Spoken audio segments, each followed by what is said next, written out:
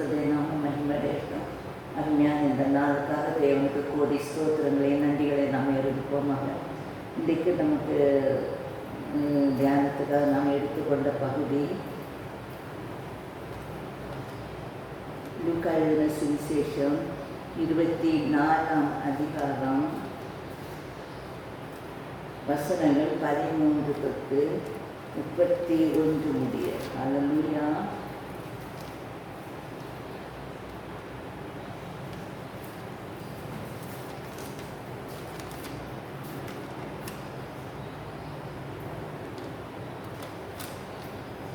லூக்கா 24ஆம் அதிகாரம் வசனங்கள் 13 தொட்டு 31 வரைக்கும்.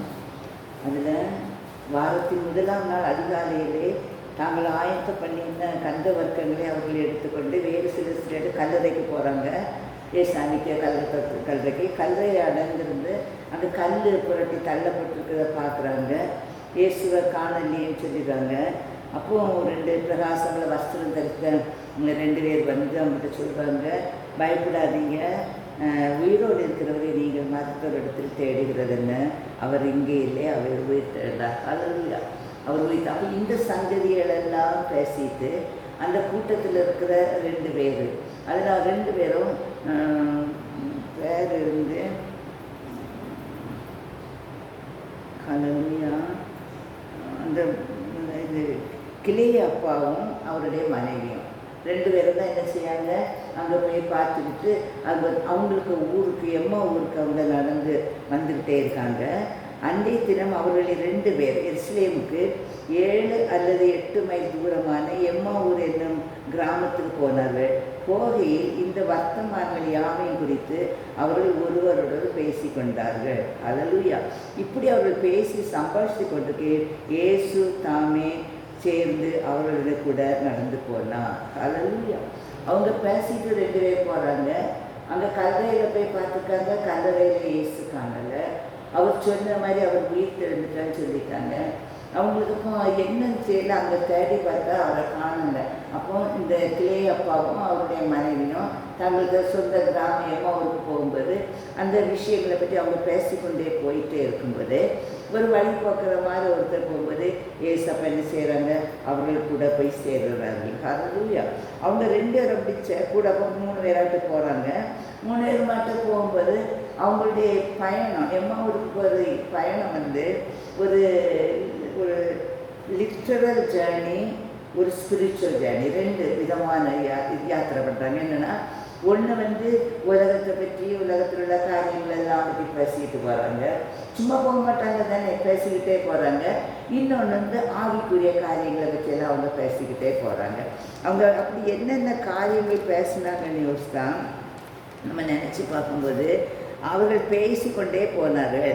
அவர்கள் பேசிகிட்டே போகும்போது ஒரு கிளையப்பாவும் மனைவியும் இப்போ ஏசப்பா அவங்க கிளையப்பா மனைவின்னு சொன்னாங்க, இப்படி அவர் இப்படி மறைச்சி போனாங்களே, இப்படி யாரோ உடம்பு எடுத்துகிட்டு போயிட்டாங்களே, இப்படி அந்த ஒவ்வொரு காரியத்தை சொல்லிக்கிட்டு ஏசப்பாவை முன் வைத்து அவரை பற்றி பேசிக்கிட்டே போகிறாங்க. யாரை பற்றி பேசுகிறாங்க, ஒரு ப்ரையாரிட்டி யாருக்கு கொடுக்குறாங்க, இயேசுவை பற்றி செய்து போயிட்டாங்கன்னு சொல்லி அவங்க பேசிக்கிட்டே போகிறாங்க. அப்படி போகும்போது அவங்க வந்து இயற்கையாக அவர் உயிரோடு இருக்கும்போது இப்படியெல்லாம் சொன்னார் இல்லையா, என்ன இது பண்ணுவாங்க, அடக்கம் பண்ணுவாங்க, 3 நாள் நான் கல்லறையில் இருப்பேன், நான் அப்படி உயிர் தெழுது வருவேன்னெல்லாம் சொன்னார் இல்லையான்னு சொல்லி அப்படிப்பட்ட சம்பாஷிச்சுட்டு போகிறாங்க. அதுக்கு பரவலாட்டு அப்படி பேசுகிறாங்க. அதுக்கு பிறகு ப்ரீஸ்ட்டு கூட ஆசாரியத்துவத்தை அவர் வந்து இருக்கும்போது ஆச்சரியமான ஊழியம் செய்துட்டு இருந்தாங்க. நல்ல அவரை பற்றி ஒவ்வொரு காரியங்களும் இப்படி பேசிகிட்டு இருக்காங்க. அதுக்கு பிறகு அவர் பூமியில் இருக்கும்போது அவர் எவ்வளோ வல்லமையான தேவனாய் வல்லமை நடந்தார், அப்படியே தேவ பக்தி, ஆவிக்குரிய வல்லமை பற்றி இப்படி ஒவ்வொரு காரியத்தையும் அவங்க பேசிக்கிட்டே போகும்போது ஏசப்பாவை என்ன செய்ய ஒன்றும் தெரியாத மாதிரி அவர் கூட நடந்து அவரை அறியாதபடிக்கு அவருடைய கண்கள் கூட தான் போகிறாரு. ஆனால் கூட போகிறது யாருன்னு தெரியாமல் அவங்க கதை விட்டுட்டு போகிறாங்க. யாரை பற்றி? இயேசுவை பற்றி. அதனால் அவங்களுடைய ஆவிக்குரிய உலக பிரகாரமான கண்கள் குருடாக்கப்பட்டிருந்தது, மறைக்கப்பட்டிருந்தது. அருமையான தேவனுடைய பிள்ளைகளே, இதே மாதிரி தான் நம்மளும் ஆண்டவருடைய பிள்ளைகள். இவங்க ஆண்டவருடைய பிள்ளைகள் தான். அவருடைய வசனத்துக்கும் கற்பனைகளுக்கும் கட்டளைகளுக்கும் அவருடைய எல்லா காரியத்துக்கும் அவருடைய மருத்துவ உயிர்த்து எல்லாம் விசுவாசித்தவங்க தான். விசுவாசித்து ஆண்டவருடைய சரீரத்தங்க கால்நிலைன்னு சொன்னோன்னே அவங்க உலக பிரகாரமான பேச்சு பேசியிருக்காங்க, ஆவிக்குரிய பேச்சு பேசிட்டு வந்துட்டு இருக்கும்போது ஆனால் அவங்களுக்கு கூட ஒருத்தர் போய் சேர்றாரு. அவர் யாருன்னு அவங்களுக்கு தெரியாமல் இருக்கிறது. ஹல்லேலூயா. அதாவது அவருடைய ஆவிக்குரிய கண்கள் குருடாக்கப்பட்டிருக்கிறது. அருமையான தேவனுடைய பிள்ளை, இதே மாதிரி தான் நாம் இது அதிகமாக அவருடைய பிரச்சனைகள் கஷ்டங்கள் இப்படி ஐயோ ஆயிட்டே சங்கடப்பட்டு பேசிகிட்டே வந்திருப்பாங்க. அதுமாதிரி நம்மளும் நம்முடைய வாழ்க்கையில் நிறைய காரியங்களை குறித்து நம்ம வேதனையோடு இருக்கலாம். ஆண்டவருடைய பிள்ளைகள் தான், ஆனாலும் அநேக காரியங்களை குறித்து நம்ம வேதனைப்பட்டு இப்படி ஆகி போச்சுது. உலகத்துக்குரிய பேச்சும் இருக்கும், ஆவிக்குரிய பேச்சும் பேசுவோம். ஆனால் நமக்கு ஆவிக்குரிய கண்கள் திறக்கப்படாததுனால ஆண்டவர் நமக்காக மறைத்து வைக்கப்பட்ட அந்த மறைப்பொருளின் ரகசியங்கள் நமக்கு வெளிப்படுத்தப்பட்டாலும் நம்முடைய கண்களுக்கு அவை காணவில்லை. ஹல்லேலூயா. இப்போ ஆண்டவர் என்ன சொல்கிறாருன்னா, உங்களுடைய எல்லாருக்காக வேண்டியும் உங்களுடைய ஆவிக்குரிய கண்கள் திறக்கப்படணும்னு சொல்றதுக்கு தான் நான் கல்வாரி சிலுவையில் மறித்தேன். 3ஆம் நாள் அடக்கம் பண்ணட்டு 3ஆம் நாள் உயிர்த்தெழுந்தேன். நான் உயிர்த்தெழுதின் வல்லமே ஏசப்பா பெற்று கொண்டதுனால ஏசப்பாவுக்கு மூலம் நம்முடைய ஆவிக்குரிய கண்கள் திறக்கக்கூடிய வல்லமையை நாம் பெற்றுக்கொள்கிறோம். ஹல்லேலூயா, ஹல்லேலூயா. அப்போ இயேசு மெய்யான தெய்வம். அவர் எனக்காக உலகத்தில் அனுப்பப்பட்டார். என்னுடைய பாவங்கள் அக்கிரமம் எல்லாம் மாற்றி எனக்கு வாழ்க்கையில் வந்திருக்கிற எல்லா விதமான பிரச்சனையும் என்னை விட்டு மாற்ற அவருக்கு முடியும் என்று சொல்லி அவங்க விசுவாசிக்கும்போது அந்த விசுவாசத்தின் வல்லமைத்தான் நம்முடைய கண்கள் திறக்கப்படுமே ஒழிய அது வரைக்கும் நமக்கு கண்கள் திறக்கப்படலை. இன்றைக்கி எத்தனையோ பேர் நம்ம இதிலே எவ்வளோ நீங்கள் ஆசீர்வாதமான வாக்குத்தத்தங்கள் இருக்குது, வல்லமையான கிரியை நம்ம குடும்பத்தில் நடத்தினாலும் நம்ம குடும்பத்தில் நடக்கிற ஒவ்வொரு பிரச்சனையை நம்ம பெரிதுபடுத்தி ஹல்லேலூயா இந்த பிரச்சனை இப்படியே இருக்கேன்னு சொல்லி நம்ம அழுது கொண்டு இருந்தோமானால் நம்முடைய கண்கள் திறக்கப்படாத குருட்டாட்டத்தின் கண்கள். ஹல்லேலூயா. அவர் சொல்றாரு, நான் தான் உன் கூடயே நடந்து வந்துட்டே இருக்கேனே, நீங்கள் புறப்பட்டோடனே உங்கள் கூட வந்திருக்கேன், உங்கள் கூட தான் சம்பாஷித்து கொண்டே தான் வருவேன். உங்களுடைய எல்லா பிரச்சனையும் எனக்கு தெரியும், எனக்கு தெரியாத ஒன்றுமே இல்லை. ஆனால் நீங்கள் அதை உங்களுக்கு ஏற்ற விதமாக உலக பிரகாரமான விதமாக நீங்கள் எடுத்து உங்களை நீங்கள் நஷ்டப்படுத்தி உங்கள் கண்கள் திறக்க விடாமல் வைக்காதீங்க. நான் உங்களோடு இருப்பதை நீங்கள் அறிய வேண்டும். இயேசு கிறிஸ்துவின் சீடர்கள் ஏசப்பாவை போல ஒரு ஊழியக்காரராக இருக்க வேண்டும் என்று அவர் விரும்புகிறார். ஹல்லேலூயா. அவரை சொந்த ரட்சகர் நம்ம ஏற்றுக்கொண்டவங்க இவர். இன்னொன்று ஏசப்பா ஆண்டோடைய ஆனாலும் அவரை அறியாதபடிக்கு அவருடைய கண்கள் மறை. அப்பொழுது அவர் அவர்களை நோக்கி, நீங்கள் துக்கமுள்ளவர்களாய் வழி நடந்து ஒருவருக்கொருவர் சொல்லிக் கொள்கிற காரியம் துக்கம் உள்ளவங்க. அருமையான தேவனுடைய பிள்ளைகளே, உங்கள் வாழ்க்கையில் நீங்கள் துக்கம் உள்ளவர்களாக நடக்க வேண்டிய அவசியம் இல்லை. ஏன்னா உங்கள் கூட யார் நடக்கிறா? இயேசு நடக்கிறார். நான் உன்னை விட்டு இல்லை, உன்னை கைவிடவும் மாட்டேன். உன்னைக்காக நான் யாவுக்கே நன்மையாக செய்து முடிப்பேன். நீ நடக்க வேண்டிய வழியில் நான் உன்னை நடத்துவேன், போதிக்க வேண்டிய வழியில் நான் உன்னை போதிப்பேன். உன் மேலே என் கண்ணை வைத்து நான் உனக்கு ஆலோசனை சொல்வேன். அதனால் நான் உனக்கு எந்த வழியில் நடத்துகிறேனோ அந்த வழியில் நீ என்ன செய், அவர் நடத்தும்படி நீ இருக்கணும். அவர்களில் ஒருவனை கிளையப்ப என்பவன் இந்நாட்டில் எருசலேமில் நடந்ததில் அறியாதபடிக்கு நீர் அந்நியராக இருக்கிறதோ, ஆண்டவரை நீர் அந்நியராக இருக்கிறதோ என்று கேள்வி நம்ம கேட்க வேண்டிய அவசியம் இல்லை. இவங்க யோசிச்சுருக்காங்க, இயேசு கிறிஸ்து மறித்து அடக்கம் பண்ணப்பட்டு அவர் உயிர் தெழுந்தாரு, அவர் இப்போ காணலை, இதெல்லாம் இவருக்கு தெரியாமல் இருக்குது, இவர் அந்நியரோ. நம்ம நினைக்கிறோம் நம்மளுடைய வாழ்க்கையில் இவ்வளோ பிரச்சனை இருக்குது, இதெல்லாம் ஆண்டவருக்கு தெரியாதா? அவர் என்னை தனியாக விட்டுட்டாரா, நான் அந்நியரா என்று அவர் நம்ம நீங்கள் நினைக்கக்கூடாது. அவர் கேட்கும்போது எவைகள் என்று அதற்கு அவர்கள் நசனா இயேசுவை குறித்தவைகளே. அவர் தேவனுக்கு முன்பாகவும் ஜனங்கள் எல்லாருக்குள்ளாகவும் செய்கையிலும் வழக்கிலும் வல்லமை உள்ள தீர்க்கதரிசியாக இருந்தார். எல்லாம் அறிஞ்சிருக்காங்க. அவருக்கு வல்லமை, செய்கை, கிரியையில் வல்லமையுள்ள தீர்க்கதரிசி இருந்தார். தம்முடைய பிரதான ஆசிரியர் அதிகாரிகள் அவரை மரணாக்கு சிலுவையில் அறைந்தார்களேன்னு சொல்கிறாங்க. அவர் சொல்கிறாங்க, அவரே இஸ்ரவேலை மீட்டு ரட்சிப்பார் என்று நாங்கள் நம்பி இருந்தோம். இவைகள் சம்பித்தது இன்று நாங்கள் யோசித்தோம். இந்த ஏசப்பா தான் உலக ரட்சகராக எல்லாரையும் மீட்க வருவார்னு நினைச்சோம். ஆனால் இப்படி ஆகி போயிட்டுன்னு சொல்லி மிகுந்த வேதனையோடு அவங்க சொல்கிறாங்க. அருமையான தேவனுடைய பிள்ளைகளே, எந்த சூழ்நிலையிலும் அவர் நம்மோடே இருக்கார், நமக்குள்ளே இருக்கிறார். நம்மிலிருந்து அவர் எல்லாவற்றையும் செய்கிற ஒரு தேவனாய் இருக்கிறார். ஹல்லேலூயா. அவரை மரித்தோரிலிருந்து உயிரோடு எழுப்பப்பட்டார் என்று நீங்கள் விசுவாசிக்கும் போது அவருடைய உயிர்த்தெழுதலின் வல்லமை நம்முடைய ஆவிக்குரிய கண்களை திறப்பதாக மாறிவிடும். ஹல்லேலூயா. நம்முடைய ஆவிக்குரிய கண்கள் திறந்தால்தான் நமக்காக அவர் வைத்திருக்கிற அற்புதங்கள், அதிசயமான கிரியைகள் இன்னதென்று நாம் அறிவோம். ஹல்லேலூயா.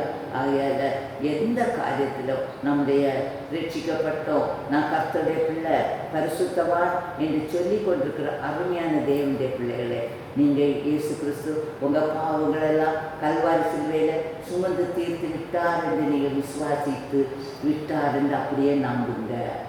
ஹல்லேலூயா. அவர் உங்கள் முதுகுக்கு பின்னால் உங்கள் பாவத்தை போட்டுட்டேன், கடலுக்கு ஆழத்தில் போட்டுட்டேன், மேற்குக்கும் கிழக்குக்கு எவ்வளோ தூரமோ அவ்வளோ தூரமாக உன் பாவத்தை விட்டு மாற்றிட்டேன்.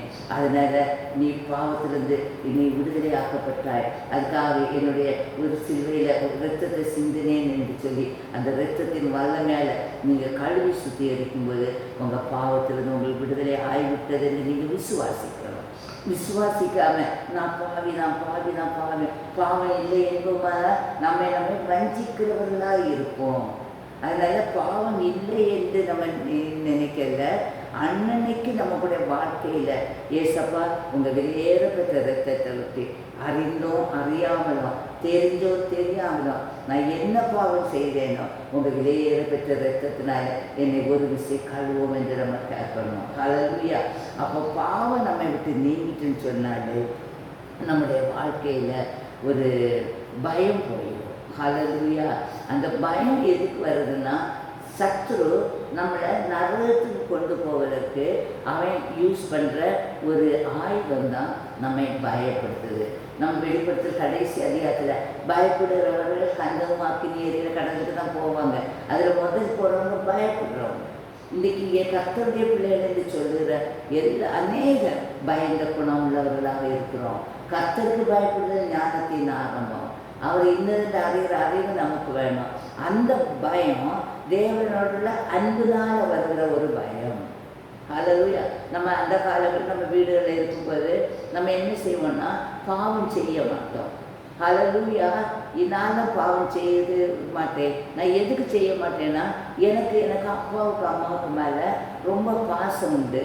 அப்போ நான் நினைப்பேன், நம்ம பாவம் செய்துட்டா அப்பாவுக்கு அம்மாவுக்கு காய்ச்சல் வந்துடுவோம், இல்லைன்னா அவங்களுக்கு ஏதாவது ஆயிடுமோன்னு சொல்கிற ஒரு பயம், ஒரு குழந்தைத்தனமான பயம். அந்த குழந்தைத்தனமான பயம் அவருக்கு மேலே உள்ள அன்புனால உள்ள பயம். இல்லைன்னா ஐயோ நான் இந்த பாவம் செய்துட்டேன், என்ன அப்பா அம்மா அடிச்சுடுவாங்களோன்னு சொல்கிற அந்த பயம் கிடையாது. ஹல்லேலூயா. அப்போ நம்ம என்ன செய்ய, இயேசு அன்புள்ளவர், நம்மை நேசிக்கிறவர்.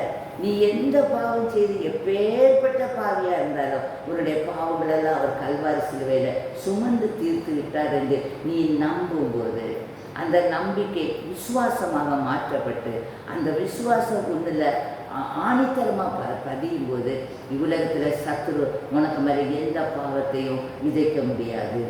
ஹல்லேலூயா. அப்போ பயம் போயிட்டு பாவம் நம்மளை விட்டு நீங்கிட்டுன்னா நமக்குள்ளே இருக்குது பரம சந்தோஷம். ஹல்லேலூயா. அவர் என்ன நமக்குள்ள பரம சந்தோஷம் வந்துடும்.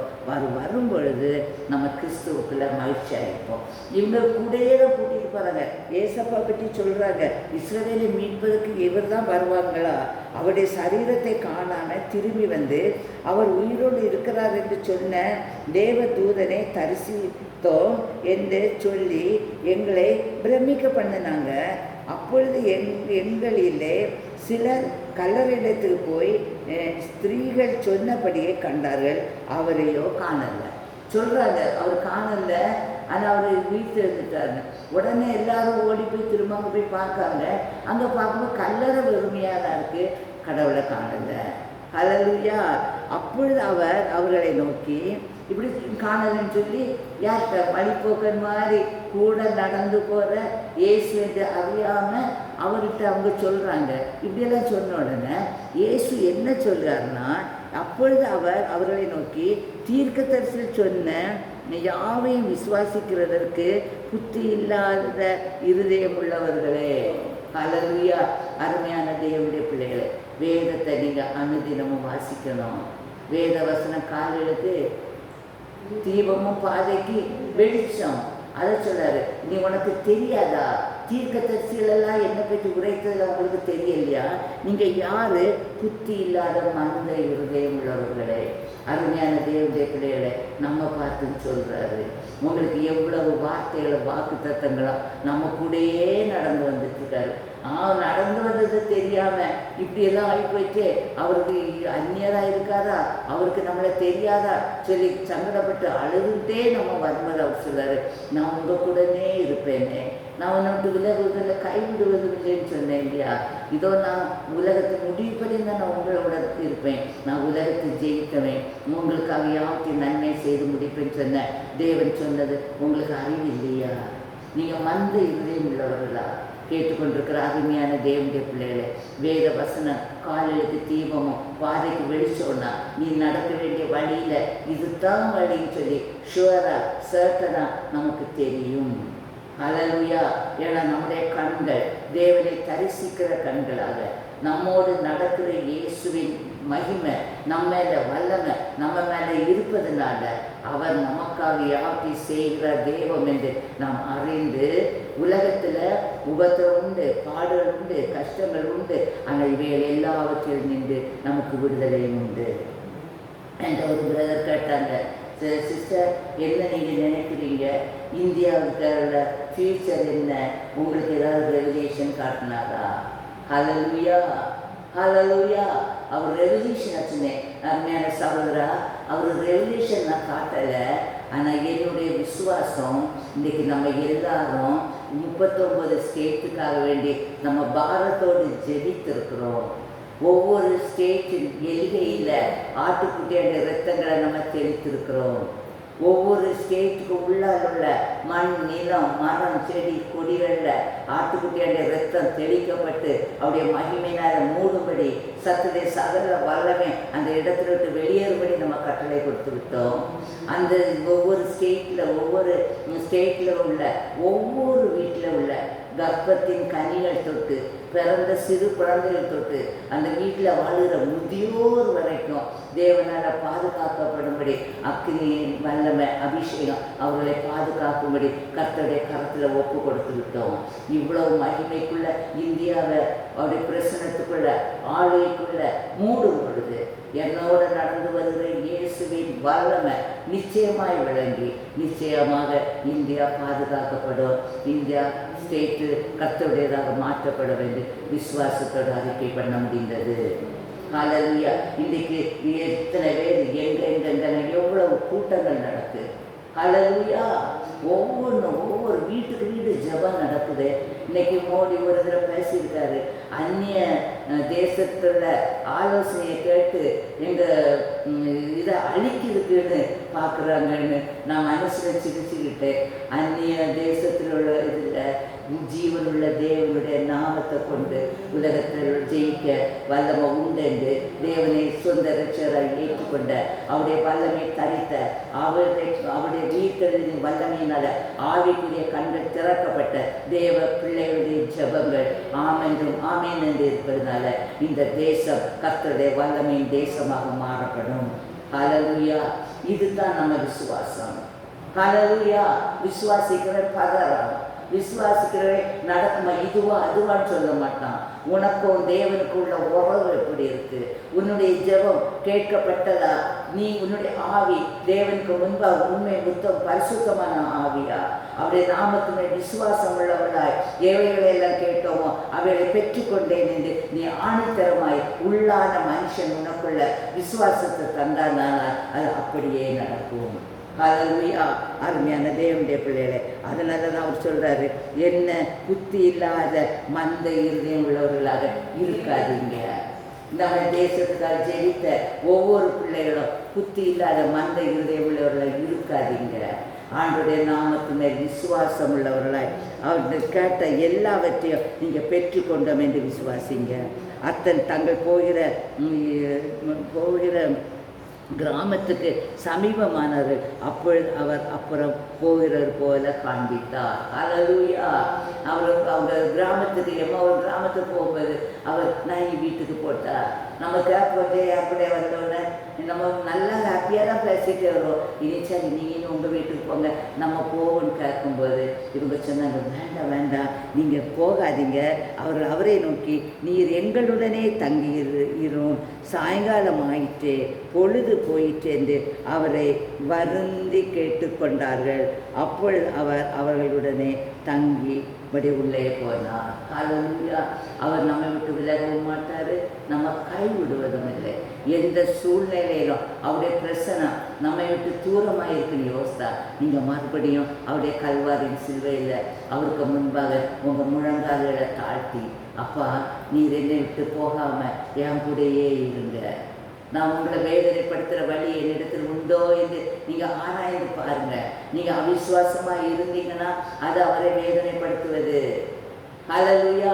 நீங்கள் அவருடைய நாமத்தின் விசுவாசங்களை எவைகளை கேட்டோமோ அவைகளை பெற்றுக்கொள்வோமா என்று நீங்கள் சந்தேகப்பட்டால் அவரை நீங்கள் வேதனைப்படுத்துவது. ஹல்லேலூயா. பெரிய பெரிய காரியத்தை நீங்கள் ஆண்டவர்கிட்ட கேளுங்க. அவருக்கு சின்ன காரியமும் பெரிய காரியமும் செய்வது லேசான காரியம். ஹல்லேலூயா. ஹல்லேலூயா. அவர் உங்கள் கூட இருக்கிற தகப்பே, அப்பா நீங்கள் எங்கள் வீட்டுக்கு வாங்க, எங்களோடு தங்கி இருங்க, உங்கள் மகிமையை நாங்கள் காணட்டும் சொல்லி அவரை நீங்கள் போகும்போது அவர்களுடைய அவர் அவங்க வீட்டுக்குள்ளே போயாச்சு. அப்போ அவருடைய தங்குபடி உள்ளே போனார். அவருடைய பந்தி இருக்கையில் அவர் அப்பத்தை எடுத்து ஆசீர்வைத்து அதை பிட்டு அவர்கள்ட்ட உடனே அந்த அம்மா என்ன செய்ய கிளையாப்பாக்க மனைவி என்ன செய்தாங்க, வீட்டுக்குள்ளே போய் படப்படா வந்திருக்காங்க, யாருன்னு தெரியல, ஒரு கெஸ்ட் வந்துட்டாங்க, அவர் இயேசுதான் தெரியல, ஆனால் என்ன செய்யணும், யார் வந்தாலும் எல்லாம் சாப்பிட்டு இவங்க நல்லா ஃபுட் எல்லாம் ப்ரிப்பேர் பண்ணி சாப்பிடுங்க அங்கே கொண்டு போய் கொடுக்கும்போது தான் அவர் என்ன செய்தார்னா அவர்கள் கொடுத்தார். அப்பொழுது அவருடைய கண்கள் திறக்கப்பட்டு அவரை அறிந்தார்கள். உடனே அவர் அவர்களுக்கு மறைந்து போனார். ஹல்லேலூயா. ஆகாரத்தை கொடுத்தார். அவர் அதை இது பண்ணும்போது அவர் மறைந்து போனார். அப்போ தான் இவங்க யோசித்தாங்க, இவ்வளோ நேரம் நம்ம கூட வந்து இயேசு தானே. ஹல்லேலூயா. அருமையான தேவன் மறைந்து போனாலும் அவர்களோடு இருந்து அந்த மறைந்து போன அந்த சாட்சி அவர்கள் என்ன செய்தாங்கன்னா எல்லாருக்கும் இவைகளை குறித்து அவர் எல்லாருக்கும் போய் சுவிசேஷமாய் அறிவிப்பாங்க. அப்பொழுது அவர் ஒருவருக்கு வழியில் அவர் நம்முடனே பேசி வேத வாக்கியங்களை நமக்கு விளக்கி காட்டின பொழுது நம்முடைய இருதயம் நமக்குள்ளே கொழுந்து விட்டு எரியவில்லை என்றார்கள். ஹல்லேலூயா. நம்மளும் பார்க்க ஏசப்பா பற்றி பேசும்போது நம்முடைய இருதயம் எவ்வளோ கொழுந்து விட்டு எரியுது பாருங்க. பரிசுத்தாவின் அபிஷேகம் நமக்குள்ளே எவ்வளவு ஆழமாக இறங்குதுன்னு பாருங்க. அந்த அபிஷேகம் நமக்குள்ளே இறங்கும்போது நம்முடைய வாய் பரலோக பாஷையை எப்படி அவரை பேசி மகிமைப்படுத்துகிறோம் பாருங்க. எத்தனை மகிமை உள்ள தெய்வம். ஆண்டவர் நம்ம கூடவே இருக்கிறார், நம்மோட நடந்து கொண்டே இருக்கிறார், நம்ம தனியாக விடவே இல்லை, முடிவுபடின்னு நம்ம கூட இருப்பார். ஆக எந்த சூழ்நிலையிலும் அருமையான தேவனுடைய பிள்ளைகளை எதை குறித்து நீங்கள் பயப்படாதீங்க. அவருடைய நாமத்தில் விசுவாசங்களை என்னெல்லாம் முடியாத காரியங்கள் எல்லாம் முடியும். ஹல்லேலூயா. உங்கள் வீட்டுக்காரங்க ரட்சிப்படையாமல் இருக்காங்கன்னா நீங்கள் கேட்டீங்கன்னா கண்டிப்பாக ஆண்டவர் அவரை ரட்சிப்பார். உங்கள் பிள்ளையை தாண்டூரித்தனமாக உலகத்தனமான இதில் அவங்க அலங்கோலப்பட்டு அடிமைப்பட்டு உலகத்துக்கு சிக்கி நடந்தாலும் உங்கள் விசுவாசம் பெரியது. நீங்கள் உயிருள்ள தேவன்கிட்ட தான் நீங்கள் கேட்குறீங்க. உங்களுக்குள்ள இருக்கிற தேவன்கிட்ட ஆண்டவரே என்னுடைய பிள்ளையை ரட்சிப்பது உமக்கு லேசான காரியம், என்னுடைய பிள்ளையை உங்கள் கையில் நான் தந்துட்டு இனி நான் நினைக்க மாட்டேன், நீங்கள் தான் அவங்களுக்கு பொறுப்புன்னு சொல்லி நீங்கள் பிள்ளையை கொடுத்தீங்கன்னா கண்டிப்பாக ஆவியானவர் என்ன சொல்கிறாருன்னா, நீ கேட்டு பெற்றுக்கொள்ளாதது ஒன்றுமே கிடையாது. ஹல்லேலூயா. அவர் எல்லாவற்றையும் பெற்றுக்கொள்வார். அந்நேரமே எழுந்திருந்து எருசலேமுக்கு திரும்பி போய் 11 பேர் அவர்களோடு இருந்தவர்களும் கூடியிருந்த கண்டு கர்த்தர் மெய்யாகவே உயிர்த்தெழுந்து சீமோனுக்கு தரிசனமானார் என்று அவர்கள் சொல்ல கேட்டு வழியில் நடந்தவைகளையும் அவர் அப்பத்தை பிற்கையில் தாங்கள் அவரை அறிந்து கொண்டதை விவரித்து சொன்னார்கள். அருமையான தேவனுடைய பிள்ளைகளை, நாமோ நம்மளுக்கு அவர் செய்த ஒவ்வொரு அற்புத அதிசயங்களை விவரித்து சொல்ல நம்ம அழைக்கப்படுகிறோம். ஹல்லேலூயா, ஹல்லேலூயா. அவருடைய அனுபவம், அவர் நம்மோடே இருக்கிறார், நமக்குள்ளே இருக்கிறாரு என்ற ஒரு தைரியமான நம்பிக்கை உங்களுக்குள்ள வரட்டும். ஹல்லேலூயா. என்னுடைய எல்லா விண்ணப்பத்தின் சத்தத்துக்கும் அவர் பதில் தருகிற ஒரு தேவன். அவர் எனக்காக யாவற்றை நன்மையை செய்து முடித்து விட்டார் என்ற ஒரு பலன் உங்களுக்கு வரட்டும். உங்களை முற்றிலுமாக உங்களுக்கு நான் என்னுடையது எனக்கு சொல்லாதபடி, ஏசப்பா உங்களுடைய நாமத்தை நான் மகிமைப்படுத்துவேன், உம்மால நான் பெற்றுக்கொண்ட ஆசீர்வாதங்களை நான் உலகுக்கு அறிவிப்பேன் என்று சொல்லி அவருடைய நற்செய்தியை நீங்கள் அறிவிப்பேன் என்று அவருடைய கருத்தில் நீங்கள் ஒப்பு கொடுக்கும்போது நிச்சயமாக அவருடைய உயிர்த்தெழுதலின் வல்லமை ஒரு பயங்கர நம்பிக்கைக்குரிய ஆசீர்வாதமான வல்லமையாக மாற்றப்படலாம். உலகத்தில் மக்கள் எல்லாம் அழிந்து கொண்டே போய்கொண்டே இருக்கிறார்கள். அவர்களுக்கு வழி எப்படி நடக்கணும்னு தெரியாது.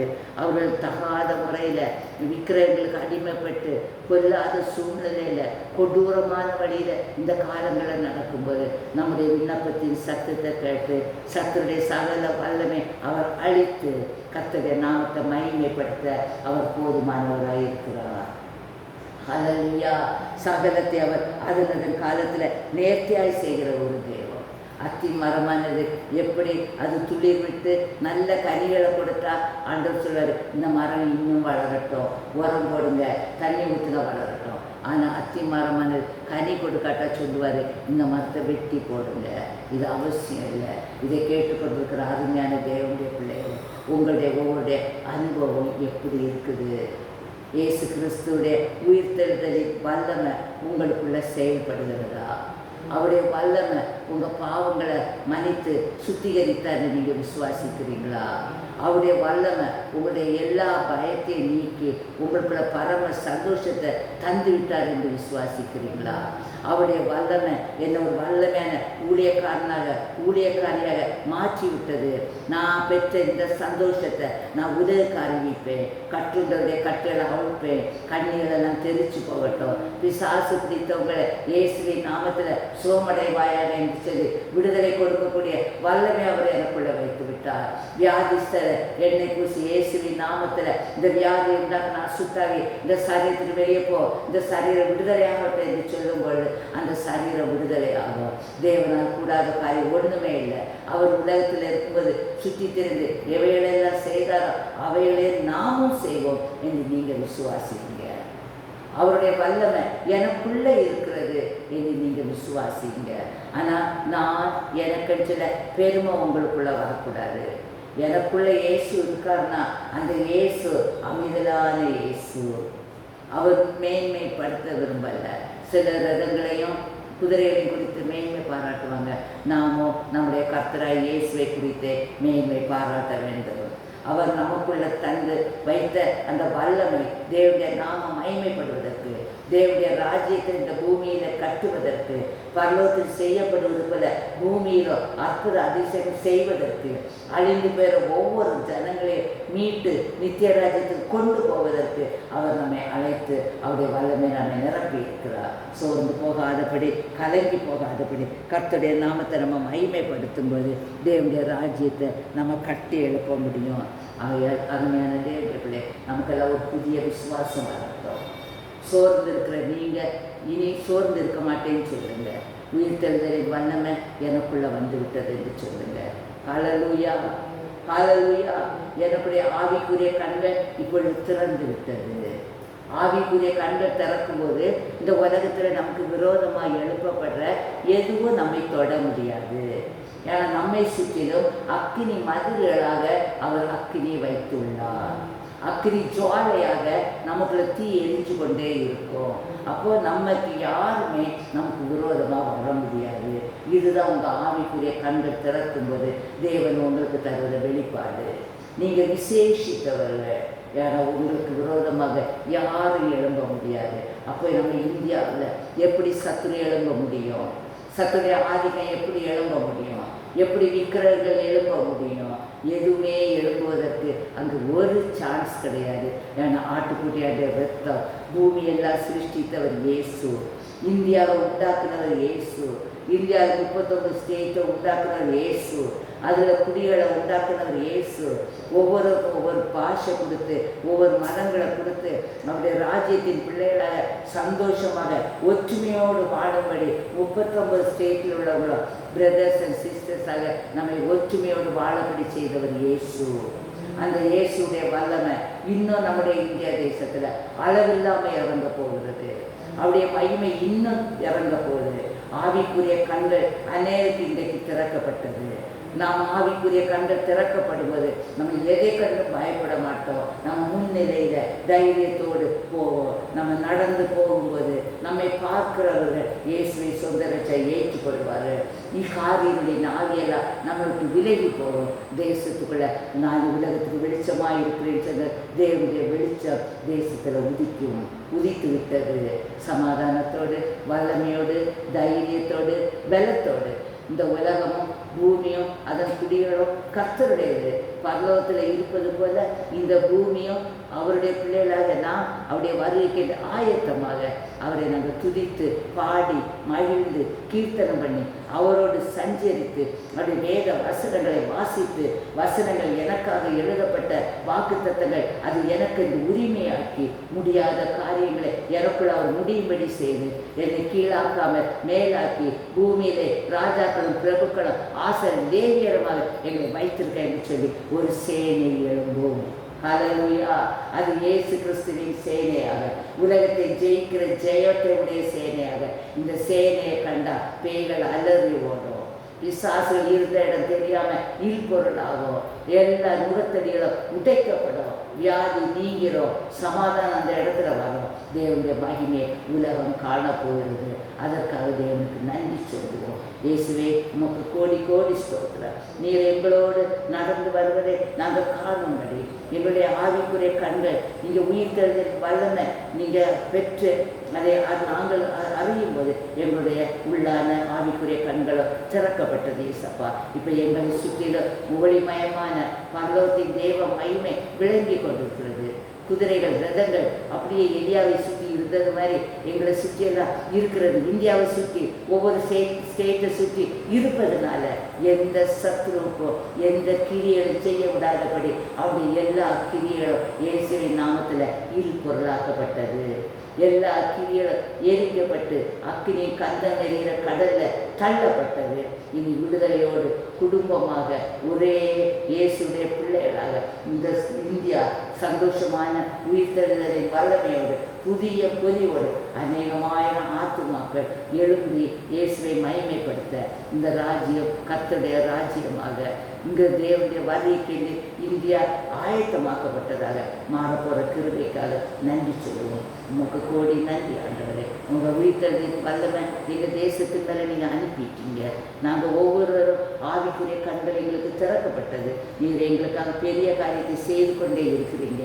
இன்னும் செய்து முடிவு பரியந்த எங்களோடு இருந்து இயேசுதான் தேவன், அவரால் அந்த மீட்பில்லை என்று எங்கள் இந்தியா தேசம் அறியும்படி ஒரு எக்கால சத்தம் துணிக்க போகிற கிருபைக்காக நன்றி. எல்லா துதி கனம் மகிமை இயேசுவுக்கு இயேசுவின் மூலம் ஜெபிக்கிறோம் ஜீவன தகப்பனே. ஆமேன், ஆமேன், ஆமேன்.